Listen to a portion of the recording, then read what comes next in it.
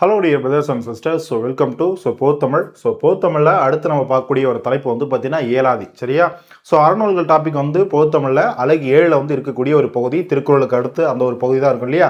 அப்போ அதில் பார்த்தீங்கன்னா அறநூல்கள் தொடர்பான செய்திகள்ன்ற ஒரு தலைப்பில் ஏலாதி அப்படின்றத பார்க்க போகிறோம். இதுக்கு முன்னாடி பார்த்தீங்கன்னா நம்ம ஸ்டார்டிங்லேருந்து அறநூல்கள் நாலடியார் ஆகட்டும், நான்மணி கடிகை ஆகட்டும், இல்லை பழமொழி 4, முதுமொழி காஞ்சி, திருகடிகம், சிறுபஞ்ச மூலம், இந்த மாதிரி நூல்கள்லாம் பார்த்துருக்கோம் இல்லையா?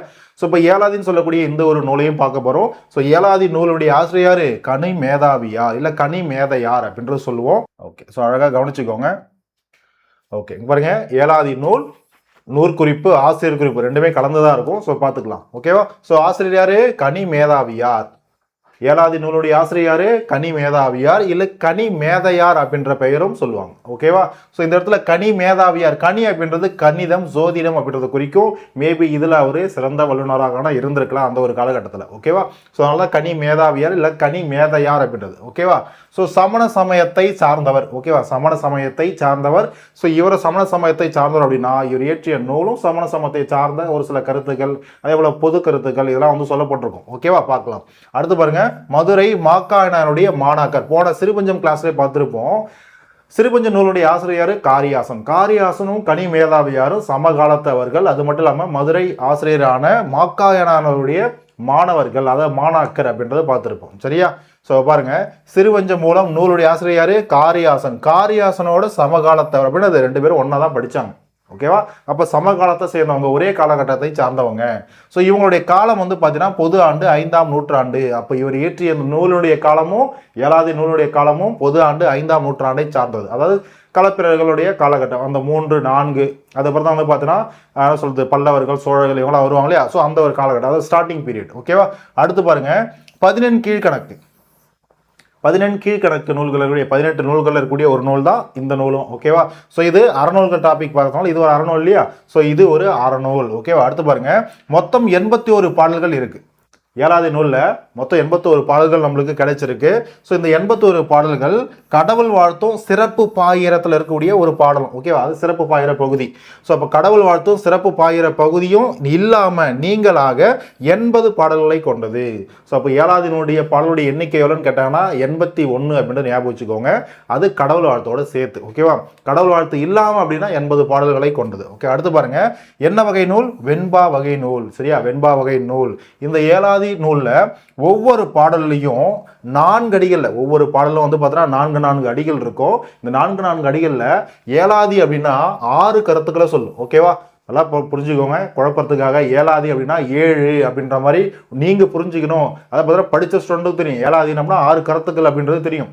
சரியா? எப்படி சிறுபஞ்சம் நூலில் பஞ்சம் அப்படின்னா 5 வேர்கள், சிறிய வேர்கள் இல்லையா? அப்போ 5 கருத்துக்களை சொல்லியிருக்கோம். திருக்கடிகமா 3 கருத்துக்களை சொல்லியிருக்கோம். ஓகேவா? அப்போ ஏலாதினா 7க்குன்னு போயிடுவான் நம்ம பசங்க. ஓகேவா? ஏலாதி அப்படின்ற நூலில் 6 அறக்கருத்துக்களாக சொல்லும். ஏன் ஏலாதி அப்படின்னா அந்த அந்த 6 அறக்கத்து, அந்த 6 என்ன சொல்றது, நம்ம மருந்து பொருட்கள் இருக்கு இல்லையா? அந்த 6 மருந்து பொருட்கள்ல ஏலம், அது ஏலக்காய், ஏலம்ன்ற அந்த ஒரு மருந்து பொருளை முதலா வச்சு வந்த நூல் தான் ஏலாதி அப்படின்ற ஒரு சொல். அதனாலதான் இதுக்கு ஏலாதி என்ற பெயர் பட்டுச்சு. மற்றபடி இது 7 குறிக்கிறதுக்கான சொல் கிடையாது. ஓகேவா?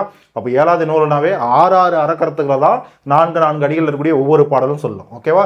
அப்போ ஏலாதி நூல் இருக்கக்கூடிய ஒவ்வொரு பாடலும் 4 அடிகளை கொண்டது. அந்த 4 அடிகளும் 6 அருங்கருத்துக்கள், அதாவது அருமையான கருத்துக்களை சொல்லும்னு அர்த்தம். சரியா? அடுத்து பாருங்க, திணைமாலை 150 ஒரு நூல் பார்ப்போம் இல்லையா? இதே 18 கீழ்கணக்கு நூல்களில் திணைமாலை 150 ஒரு நூல் இருக்கு. அந்த நூலுடைய ஆசிரியர் யாரு? கனி மேதாவியார் தான். ஓகேவா? அப்ப திணைமாலை 150 நூலுடைய ஆசிரியரும் இவர் தான். யாரு? கனி மேதாவியார் தான். ஓகேவா? அடுத்து பாருங்க, கொல்லாமை முதலான உயரிய அறக்கருத்துக்களை வலியுறுத்துகிறது. எது? ஏலாதி நூல். கொஸ்டின் கேட்கலாம், ஏலாதி நூல் கொல்லாமையை வலியுறுத்துகிறதா? ஆமான்னு கேட்டீங்கன்னா ஆமா. ஓகேவா? கொல்லாமையை பற்றி சொல்லக்கூடிய ஒரு நூல் ஏலாதியும் கூட, பார்த்துக்கோங்க. ஓகேவா? அடுத்து பாருங்க, ஏலம். ஏலம் என்னும் மருந்து பொருளை முதன்மையாக கொண்டதால் இதற்கு பேர் ஏலாதின்னு வந்துச்சே தவிர 7 அறக்கருத்துக்களை சொல்றதுனால கிடையாது. 7 அறக்கருத்துக்களை இது சொல்லலை. ஓகேவா? 6 கருத்துக்களை தான் சொல்லும் ஒவ்வொரு பாடல்லையும், பார்த்துக்கோங்க. ஓகேவா? அடுத்து பாருங்க, 6 மருந்து பெயரால் ஆனது. அப்போ 6 மருந்து பெயரா, அப்போ 6 பொருளை தான் சொல்லியிருக்கோம். 6 ஒவ்வொரு செய்யலையும் ஒவ்வொரு பாடல்லையும் 6 கருத்துக்களை தான் சொல்லியிருக்கோம், ஞாபகம் வச்சுக்கோங்க. ஓகேவா? இந்த ஏலாதி அப்படின்ற இந்த ஒரு மருந்து பொருள் வந்து பார்த்தீங்கன்னா இதில் என்னென்ன இருக்குது, அந்த 6 மருந்து பொருட்கள் பாருங்கள். ஏலம், லவங்கம், ஓகேவா? அடுத்து பாருங்கள் சிறுநாவற்பூ. ஓகேவா? வீட்டில் யூஸ் பண்ணுவாங்க இல்லையா, நான்வெஜ் இதெல்லாம் செஞ்சுருப்பீங்க. நான்வெஜ் செய்யக்கூடிய குடும்பங்களில் வந்து பார்த்தோன்னா ஏலம், லவங்கம் இதெல்லாம் போட்டிருப்பீங்க இல்லையா, இது ரெண்டும் ஞாபகம் வச்சுக்கோங்க. அடுத்து சிறுநாவற்பூ. ஓகேவா? சிறுநாவற்பூன்னு சொல்லி மருந்து பொருள், இது 3. இது இல்லாமல் திருக்கடுகம் நூலில் ஒரு 3 படிச்சிருப்பீங்க இல்லையா, 3 மருந்து பொருட்கள். என்னது? சுக்கு, மிளகு, திப்பிலி. இதுவும் இதில் இன்க்ளூட் ஆகிடும், இந்த ஏலாதி கூட. ஓகேவா? அப்போ ஏலம், லவங்கம், என்னது, சுக்கு, மிளகு, திப்பிலி, திருநாவற்பூ. ஓகேவா? இந்த 6 மருந்து பொருட்களால் ஆனது தான் ஏலாதி. அதே போல 6 அறக்கருத்துக்களை சொல்லக்கூடியது அந்த ஏலாதி நூல். ஓகேவா? ஸோ பாருங்க, இதில் சிறுநாவற்பூ வந்து பார்த்தோன்னா தக்கோலம் அப்படின்ற பெயரும் இதுக்கு இருக்கு. அதே போல நாககேசரம் என்ற பெயரும் இருக்கு. ஸோ இப்போ தக்கோலம் அப்படின்றதும் சரி, இல்லை நாககேசரம் அப்படின்றதும் சரி, சிறுநாவற்பூவை குறிக்கும். ஓகேவா? ஒரு ஃபார் எக்ஸாம்பிள் வந்து பார்த்தோன்னா ஏலாதி நூலில் சொல்லப்பட்டபடி 6 மருந்து பொருட்களில் இல்லாதது எது, இல்லை இருக்கிறது எது அப்படின்னு சொல்லி கொஸ்டின் கேட்குறாங்கன்னு வச்சுக்கோங்களேன். நீங்கள் சிறுநாவற்பூன்னு மட்டும்தான் படிச்சிருப்பீங்க. சிறுநாவற்பூன்ற இந்த சொல்லுக்கு பதிலாக தக்கோலம்னு கொடுத்துட்டாங்கன்னா அது கரெக்டு. ஓகேவா? நாககேசரம் கொடுத்துட்டாங்கன்னா அது கரெக்டு. ஏன்? இந்த தக்கோலம், நாககேசரம்ன்றது சிறுநாவற்பூவை தான் குறிக்குதுன்னு ஞாபகம் வச்சுக்கணும், படிச்சிருக்கணும். ஓகேவா? அடுத்து பாருங்க, உடற்பிணியை போக்கும் இந்த ஒரு மருந்தானது உடற்பிணியை, உடல் நோயை போக்கும். ஓகேவா? அதே போலதான் இந்த ஏலாதி நூலை வந்து பார்த்தீங்கன்னா மக்களுடைய அறியாமையை போக்கக்கூடிய நூல். ஏன்னா அறநூல் இல்லையா, மக்களுடைய அறியாமையை போக்கக்கூடிய நூல். ஸோ ஏலாதி நூலில் உள்ள இருக்கக்கூடிய நற்கருத்துக்கள் கற்போருடைய அறியாமையை, அதாவது இந்த நூலை படிக்கிறவங்களுடைய அறியாமையை போக்கும். ஓகேவா? ஏலாதி நூல் தமிழருக்கு அருமருந்து ஆகும். கொஸ்டின் கேட்பாங்க, ஆல்ரெடி கேட்டிருக்காங்க. தமிழருக்கு அருமருந்து என்று அழைக்கப்படக்கூடிய, இல்லை கூறப்படக்கூடிய, இல்லை வந்து பார்த்தீங்கன்னா கருதப்படக்கூடிய நூல் எது? ஏலாதி. ஓகேவா? தமிழருக்கு அருமருந்து அப்படின்னாவே ஏலாதி நூல் ஞாபகம் வந்துடணும். ஓகே, அடுத்து பாருங்க, ரொம்ப இம்பார்ட்டன்ட். இந்த ஏலாதி நூல் வந்து பார்த்தீங்கன்னா இதில் இருக்கக்கூடிய கருத்துக்கள், உணவு கொடுத்து ஆதரிப்போர் பெருவாழ்வு பெறுவர். அதாவது மற்றவங்களுக்கு, இல்லாதவங்களுக்கு, யாரெல்லாம் உணவு வேண்டி நிற்கிறாங்களோ அவங்களுக்கு, இறப்போர்களும் பார்த்துருப்போம் இல்லையா, அந்த மாதிரி வந்து ஏதாவது வேண்டி உணவு வேண்டி நிற்கிறவங்களுக்கு உணவு கொடுக்குறாங்க பார்த்தீங்களா, அவங்க பெருவாழ்வு வாழ்வாங்க, நல்ல வாழ்வாங்க. மற்றவங்களுக்கு உணவளித்து மகிழ்ச்சி அடைந்து வந்து பார்த்தீங்கன்னா நல்ல வாழ்வு வாழுங்க அப்படின்னு சொல்லக்கூடிய யாரெல்லாம் இருக்காங்களோ அவங்களாம் சிறந்த வாழ்வு வாழ்வாங்க அப்படின்ற கருத்தை கிட்டத்தட்ட 21 பாடல்களில் இந்த ஏலாதி நூல்லையே சொல்லப்பட்டிருக்கு. சரியா? அப்போ உணவு கொடுத்து ஆதரவு, மற்றவங்களை ஆதரிக்கிறவங்க பெரும் வாழ்வு, அதாவது நல்வாழ்வு வாழ்வாங்கன்ற கருத்தை 21 பாடல்களில் ஏலாதியில் சொல்லப்பட்டிருக்கு. அப்போ அதிகமாக இந்த ஒரு அறக்கருத்தை சொல்லிக்கிட்டே இருக்கு இல்லையா, திரும்ப திரும்ப ஏலாதி. ஸோ அதையும் ஞாபகம் வச்சுக்கணும். அடுத்து பாருங்க, இன்னொரு முக்கியமானது முன்பிறவியல். இதை பேஸ் பண்ணி ஒரு பாடலே இருக்கு, கடைசியாக ஒரு பாடல் இருக்கு, அதை பார்ப்போம். முன்பிறவியல் மாணாக்கர்கள் யாரு? கல்வி கற்கக்கூடியவங்க. சரியா? அது சிறியவங்க பெரியவங்கன்னு கிடையாது, பொதுவாக படிக்கிறவங்க யாராக இருந்தாலும் மாணாக்கர்கள் தான். ஓகேவா? கல்வி கற்கக்கூடியவங்க மாணாக்கர்கள் தான். சரியா? அப்போ மாணாக்கர்களுக்கு பொதுவாக உணவு, உடை, எழுத்தாணி, புத்தகம் இதெல்லாம் கொடுத்தவங்க இருக்காங்க பார்த்தீங்களா, புரியா? முன் பிறவியில், அதான் நீங்கள் இந்த பிறவியில் கூட ஞாபகம் வச்சுக்கோங்க. ஓகேவா? அப்போ ஏலாதி நூலுடைய ஆசிரியர் கனிமேதாவை என்ன சொல்றாருன்னா, முன் பிறவியில் இல்லை ஏதோ ஒரு பிறவியில், சரியா, எனது உணவு, உடை, புத்தகம், எழுத்தாணி இந்த மாதிரியான தேவைகளை யாரெல்லாம் பூர்த்தி செஞ்சுருக்காங்களோ, கொடுத்துருக்காங்களோ அவங்களாம் வந்து பார்த்தீங்கன்னா உலகம் போற்றும்படி பெருவாழ்வு வாழ்ந்திருப்பாங்க அப்படின்ட்டு சொல்லியிருப்பார். ஓகேவா? ஸோ அதை பாருங்கள், இந்த பிறவியில் புலவர் போற்றும்படி வாழ்வார், யாரெல்லாம் அதெல்லாம் கொடுத்தாங்களோ அப்படின்றது செய்தியை எங்கே படிக்கிறோம்? ஏலாதி நூலில் படிக்கிறோம். சரியா? ஓகே, இப்போ இதில் இருக்கக்கூடிய செய்யுள் பகுதி, பாடல் சொல்லும் போலும் பாடலுடைய பொருள் எல்லாத்தையும் பார்த்துருமா? ஒரு 10ஆம் வகுப்பு பழைய புத்தகத்தில் இருக்கு, 59வது பாடல், ஏலாதி நூலுடைய 59வது பாடல் கொடுத்துருக்காங்க பாருங்க. வணங்கி அப்படின்னா பெரியவர்கள், அது கற்றவர்கள், இது யாராக இருந்தாலும் சரி, அவங்கள்ட்ட வந்து பார்த்தோன்னா பணிந்து நடந்துக்கணும், அதை வணங்கி நடக்கிறது. சரியா? அது ஒன்று. சரியா? வணங்கி வழி ஒழுகி. ஓகேவா? நல்லவங்க, நல்ல கருத்துக்கள் யாராவது இல்லை சான்றோர்கள் யாராவது இருக்காங்கன்னா வழி ஒழுகி, அதை பார்த்தீங்கன்னா அவங்க சொல்லக்கூடிய வழியில் நம்ம நடக்கிறது. ஓகேவா? வழி ஒழுகி மாண்டார் சொல் கேற்று. மாண்டார் சொல்ல யாரு? சான்றோர்கள். ஓகேவா? நல்ல மக்கள், நல்ல வந்து குடிமக்கள் சொல்ல முடியா, பொதுவாக நல்ல மக்களுடைய வழியில் மாண்டார் சொல், அவங்களுடைய சொல்ல கேட்கணும். சரியா? மாண்டார் சொல் கொண்டு நுணங்கி நூல். சரியா? நுணங்கி நூல், நுணங்கினாங்க பாருங்க, நுணங்கி நூல் அப்படின்னா நுண்ணறிவு கொண்ட நூல்கள். சரியா? நுணங்கி நூல் நோக்கி, நுண்ணறிவு கொண்ட சிறந்த அறிவியல் இல்லை அறக்கருத்துக்களை சொல்லக்கூடிய நூல்களை படித்துன்னு அர்த்தம். சரியா? நோக்கி அதை ஆராய்ந்துன்னு அர்த்தம். சரியா? நுணங்கிய நூல் நோக்கி நுழையா இணங்கிய பால் நோக்கி வாழ்வான். இணங்கிய பால் நோக்கி வாழ்வான் பழியில்லா மன்னன். சரியா, பால் நோக்கி வாழ்வான் பழியில்லாத ஒரு மன்னன். இதெல்லாம் செய்யக்கூடிய பழியில்லாத மன்னன் நூல் நோக்கி வாழ்வான் நுனிந்து.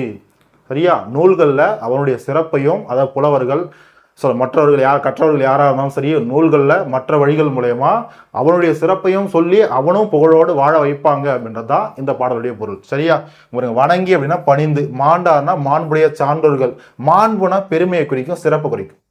சரியா, மாண்பு பாருங்க, மாண்பு எங்க பார்த்துருப்போம், மாண்பு அப்படின்றது ஓகே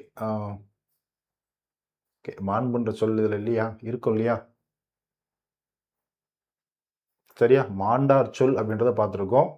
நுணங்கிய நூல் நோக்கி நுழையா இணங்கிய பால் நோக்கி வாழ்வான் பழியிலா மன்னனாய் நூல் நோக்கி வாழ்வான் நுணிந்து. சரியா, சரி, ஓகே. பொதுவாக மாண்பு அப்படின்றது பொதுவாக நம்ம திருக்குறளில் பார்த்துருவோம் இல்லையா. மாண்பு அப்படின்னா பெருமையை சொல்லும், சிறப்பை சொல்லும். ஓகேவா, நுணங்கிய நூல் அப்படின்னா நுண்ணறிவு கொண்ட நூல்கள் அர்த்தம். நோக்கி அப்படின்னா ஆராய்ந்து, நோக்கி அப்படின்னா ஒரு விஷயத்தை நோக்கிறோம் அப்படின்னா அது ஆராயிரும், பார்க்கிறோன்னு அர்த்தம். சரியா, அது தேர்ந்தெடுக்கிறோன்னு அர்த்தம். அடுத்து பாருங்க, பாடலுடைய பொருள். சரியா, பாடலுடைய பொருள் பாருங்க, பிறருக்கு பணிந்தும், மற்றவங்களுக்கு, அது பெரியவங்களுக்கு, பொதுவாக சான்றோர்கள் பெரியவர்களுக்கு பணிந்தும், நல்வழியில் நடந்தும், அதான் எனது வழி ஒழுகி நல்ல வழியில நடந்தும், மாண்புடைய சான்றோர் அறிவுரைகளை பின்பற்றியும், அதான் மாண்டார் சொல் கொண்டு. ஓகேவா, அடுத்து பாருங்க, நுண்ணறிவு நூல்களை ஆராய்ந்தும், அதுதான் நுணங்கிய நூல் நோக்கின்னு அர்த்தம். அடுத்து பாருங்க, அவை நவிலும் வண்ணம், அவைனானது கற்றவர்கள், அவை புலவருடைய அவை, நவிலும் வண்ணம் பேசும் வண்ணம், மற்றவங்களாம் புகழோடு பேசக்கூடிய அளவுக்கு பாருங்க வாழக்கூடிய பழியில்லா மன்னன், பழியில்லாத ஒரு மன்னன், நூல்கள் எல்லாம் போற்றும்படி, அப்படிப்பட்ட ஒரு மன்னன்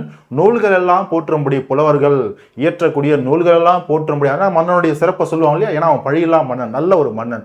அப்போ அந்த மன்னுடைய சிறப்பை நூல்கள் எல்லாம் போற்றும்படி அவன் என்ன பண்ணுவான், வாழ்வான். அப்படின்னது அவனுடைய வரலாறு காலம், அவனுடைய சிறப்புகள் காலங்காலமாக நம்ம பேசிக்கிட்டே இருப்போம்.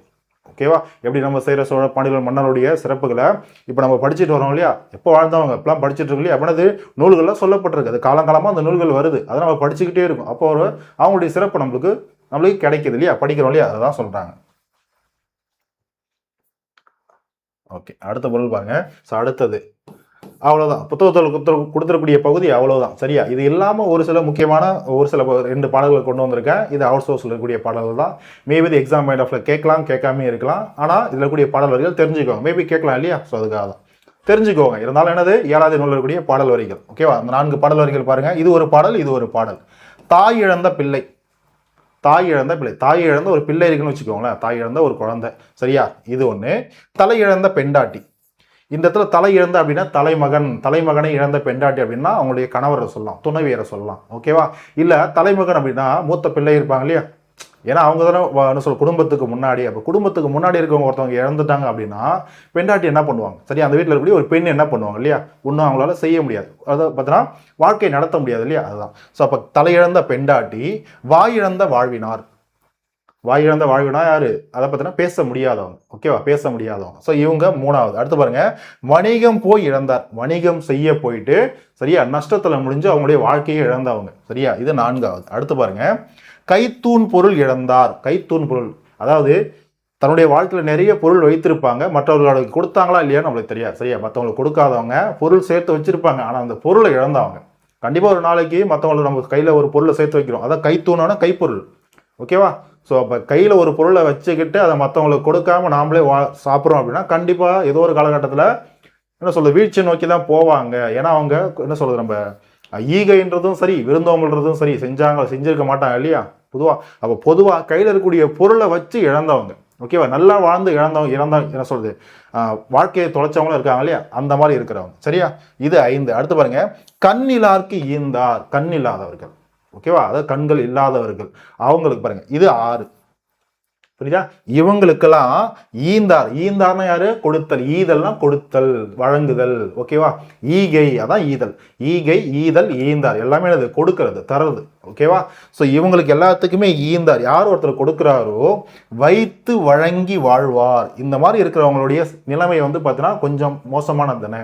அப்போ இந்த மாதிரி பார்த்தீங்கன்னா துன்பத்தால் யாரெல்லாம் அவதிப்படுறாங்களோ அவங்களுக்கு கொடுத்து வளர்த்தவங்க வாழ்கிறாங்க, ஈந்தார் வாழ்கிறாங்க. ஒருத்தர் வாழ்றாரு அப்படின்னா வைத்து அவரும் நிறைய பொருட்களை வச்சியும் மற்றவங்களுக்கு கொடுத்தும் வாழ்வார்னு அர்த்தம். அப்படி என்னது, அவங்கள்ட்ட இருக்கக்கூடிய செல்வம் என்னைக்குமே குறையாதுன்னு அர்த்தம்.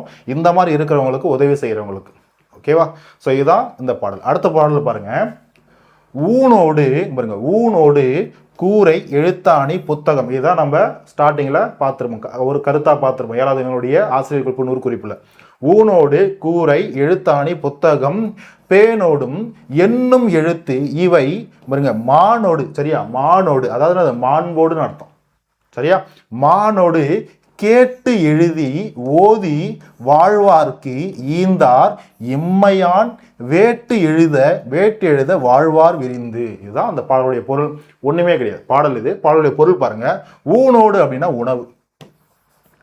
சரியா? ஊன்னு படிச்சிருப்போம், உணவுன்னு படிச்சிருப்போம். என்னது? உணவு. ஊனோடுனா உணவு ஒண்ணு. அடுத்து பாருங்க, கூரை அப்படின்னா, கூரை அப்படின்னா என்னது? உடை. கூரை புடவைன்னு சொல்ல முடியாது. அது கூரை என்னது? அது ஒரு உடையை குறிக்கும். சரியா? கூரைனா அது ஒரு உடை. இது 2வது. எழுத்தாணி 3வது. புத்தகம் 4வது. அடுத்து பாருங்க, அடுத்து பேனோடு அப்படின்னது, பேன் அப்படின்றது இந்த இடத்துல என்ன எதை குறிக்கும் அப்படின்னா, பேன் அப்படின்றது பெட்டியை குறிக்கும், ஒரு பேழையை குறிக்கும். சரியா? எந்த பேழை? புத்தகத்தை வைக்கக்கூடிய, நூல்களை வைக்கக்கூடிய. இப்போ பள்ளி மாணவர்கள் நம்ம போறாங்கன்னு வச்சுக்கோங்க, ஸ்கூலுக்கு போறாங்க, இல்லை காலேஜுக்கு நீங்கள் போறீங்க அப்படின்னா பேக் எடுத்துட்டு போறீங்க இல்லையா? அப்போ படிக்கக்கூடிய பொருட்களை வச்சுக்கிறதுக்கு ஒரு இது வேணும் இல்லையா? அந்த காலத்தில் பெட்டி. ஓகேவா? ஸோ அப்போ பேனோடு, அதான் பேனோடும் அப்படின்னா அந்த பெட்டியோடுன்னு அர்த்தம். புத்தகங்களை வைக்கக்கூடிய பெட்டி. இது 5 இல்லையா? அடுத்து என்னும் எழுத்து. என்னும் எழுத்துனா அந்த மாதிரி படிக்கணும்னு நினைக்கக்கூடிய, இதெல்லாம் வச்சு படிக்கணும்னு நினைக்கக்கூடிய மாணவர்கள் என்னும் எழுத்துனா எண்ணத்தில் இருக்கக்கூடிய எழுத்துனா நூல்கள். ஓகேவா? இந்தந்த நூல்கள்லாம் எனக்கு கிடைச்சா நல்லா இருக்கும், இந்தந்த புத்தகங்கள் கிடைச்சா நல்லா இருக்கும், நான் படிச்சுப்பேன், நிறைய அறிவை வளர்த்து பண்றோம் இல்லையா? அந்த மாதிரி புத்தகங்களும். ஓகேவா? அதான் என்னும் எழுத்து. ஓகேவா? இந்த 6ம் இவை மானோடு கேட்டெழுதி. இந்த மாதிரி விஷயங்கள் எல்லாமே மாண்போடு, பெருமையோடு, சிறப்போடு கேட்டு எழுதி, மற்றவங்கள்ட்ட இருந்து கேட்டு எழுதி அதை படித்து, ஓதினா படித்துன்னு அர்த்தம். கேட்டு எழுதணும், அதை படிக்கணும்.